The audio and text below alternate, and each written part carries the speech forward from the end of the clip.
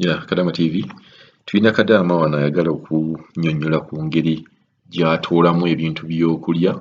Ye agamba yali talya bintu bino naye okuva bwe yawulira Kadaama agamba nti nno ye abiggyawo n'abirya kuba bo bakozesa ekigambo nze kye sitajja kugamba nti okubba ebyokulya obeera tobba ebyokulya oba otoddeko butoozi ku byokulya. So Kadaama atoola ku byokulya naye ye ky'akola bw'amala okubitoolako ye ky'ayita okubba n'amala obbibbako ng'agenda ng'abikweka wansi w'ekitanda.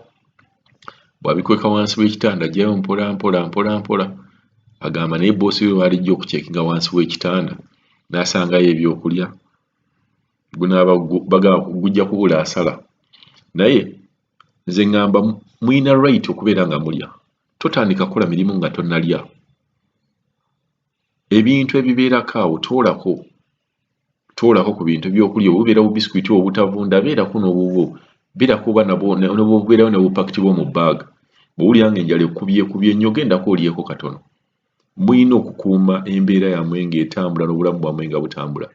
Kadaama ono ye kaatunyumize engeri ye gy'abiggyayo n'abitwala waggulu mu kisenge n'abikweka mu kitanda asomolako mpola mpola nga bw'aggyayo mu kitanda ng'eno bw'alya. Halo nyabo. Mukulu Kadaama TV nze nnyanukulayo omuwala agambye bunno ebyokulya tebimusala mu maaso. Mutuufu ali mutuufu kuno ku Kadaama TV tuyigiddeko buli kamu. Abaali tebalya kati twayiga tubba. Mukulu Kadaama TV amazima ga Katonda mbadde wano nga nzibye enjala naye bwe mpulidde n'oyo bannange enfudde enseko nange naye Mukama Katonda oba tuli kuki ngibbye ngifumba n'engibba n'engikweka kati nga bwe ngifumbye kati tesula ala kwekebezakebezaayo mu kitanda mu kisenge. Naye bannange enseko zinzita naye abaana 100 ndowooza 2 be batabba. Bannange abaana ennamba esinga tuli babbi. Kwati gwayogera n'otula nogaa enjala ennuma lwaki sibba? Okuva omwana lwe yatulagira nange ndi ku sayidi y'oyo okuva lwe baatulagira nti bw'okeera teekayo ekikopo ky'amata nange kati gwemuze. Bannange nabba payinti z'amata n'esiteekeyo wansi kati nsokolayo emwewu nga nnyo akate nnyo n'amabisi sifumba sitawaana. Mukulu Kadaama TV bano abantu balina omululu ngamba munnange anti ngenda fumba kino ayo tofumba tebifumba bya taata sijja kwogera linnya nti ndi wano awali obulaba. Neŋŋamba yii bannange nze enjala ennuma kubanga mwe mulize mukkuse saagala teri kufumba.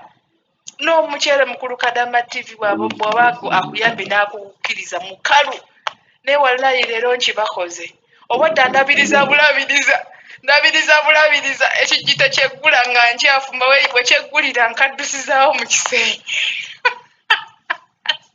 Yenze bannange enseko zinzita naye Mukama awulala naye bakitegaala tuli luno obadde ndabiriza kati nzigudde ennyumba tebasanga akawowo si yiyo yeggula tufudde.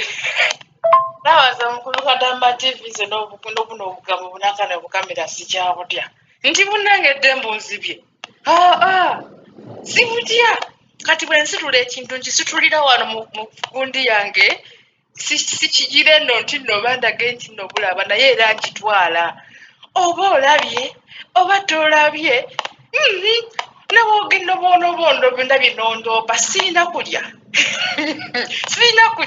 nze Mukulu Kadaama nzibira ddala sijja kulimba. Olwo takkiriza kulya kintu naye muba mutambudde takkiriza. Banne be baba nabo bakuwa ekyokulya kati bwe babeera bakikuwadde be watambudde nabo nga kuliko abafamire ye kati oba abadde aligaba oba yeagabye banti babaako buli omu kyagaba oba yagabye soda ng'amuteeka mu magulu bamugamba omukozi wo tomuwadde n'oli omukozi tomuwadde owamwe mumuwe naye wange sijja muwa oba okitegeera. Bannange nze simanyi bano bantu kika ki mu lulu gwe balina naye tebabikolako mbulu tebabirya kubimalawo kyekisinga okunneewuunyisa. Jesi kubikwatakwatamu kubireka awo bakugambe mbuli ebisigaddewo bye bakuddemu nze kalo sirya biryemu. Naye bannange omuwala oyo annyumidde kuba nsekedde Kadaama TV neŋŋamba byennyini byakola nange byenkola. banange n'olyoka osomba obu n'obubisikwiti n'osomba obuki n'osomba obu n'obufrutusi n'obusomba n'otwala mu kisenge n'omeketako mpola naye nagamba naye ne kanvaamu ne bakebera mu kitande ne bakebera mu kitanda eyanjerula eba esiridde nekaza ne bagaa waye temusikiriza kulya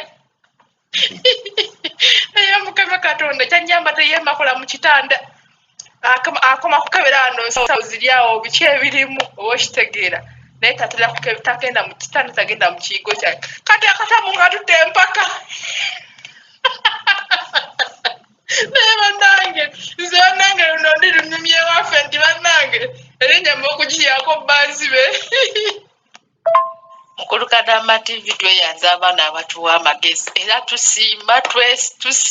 tusiimira ddala beyongere otwongera amagezi amalala naye bw'oba obbisa amagezi kubanga ye muntu ajja n'akebera mu kasasiro mulimu ebikuta by'amenvu bimeka ani yabiridde ono wange amanyi n'obuuza bbaawe walidde ku kino oba okitegeera kati nange ndi mugezi bwe mba nga mbadde siinayo kyennyina mu kisenge bwe ndaba bbaawe ng'atodde n'alya nga nange nzibayo bw'amubuuza olina kye waliddeko ekintu kyonna nti ye nalidde kasita amanya nti bbaawe yalidde ng'akivaako oyo Labani abuuza ani afuse ku Labani ono bwe ndaba nga bafuseeko nga nange ntuluvukako kitegeera Juice bwe ndaba nga bamutoddeko nga nange ntoolako tolerako ddala ekinyemumira kubanga takukkiriza kulya era omuntu yenna bw'oba obbisa amagezi kyobbye tosuula mu kasasiro tosuula mu kasasiro kiteeke mu kasasiro at least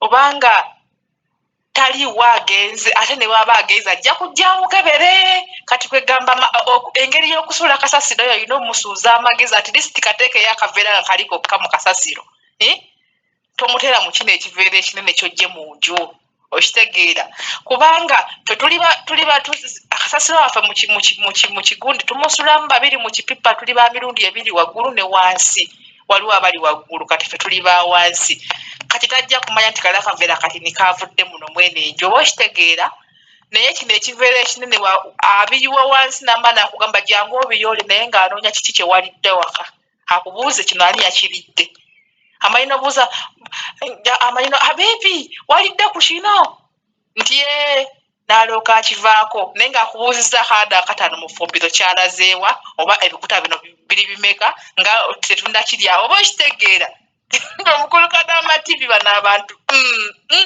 banange n'obala n'ebikuta by'amenvu bye balidde n'obala na buli kimu ebikuta n'oyibala mbu ani yasaze kino ani yasaze kino naye ng'awaka tuliwo basatu okitegeera tuliwo basatu amala kubuuza bbaawe kasita amugamba nange ndi mugezi bwe mba nga nakisudde mu kasasiro siryanga bbaawe teyakijjiye mu firiigi era kyemba naliridde mu kisenge nga nakibba mu kasasiro wange wa mu kisenge gye nteeka mu kapaketi wansi oba okitegeera ne mmanya akakaveera nja kukasiba nkatwaleyo ekiro bwe ntyo bwe mbikola wano okubbisa amagezi baaba tuleme okulya kubanga mubikweka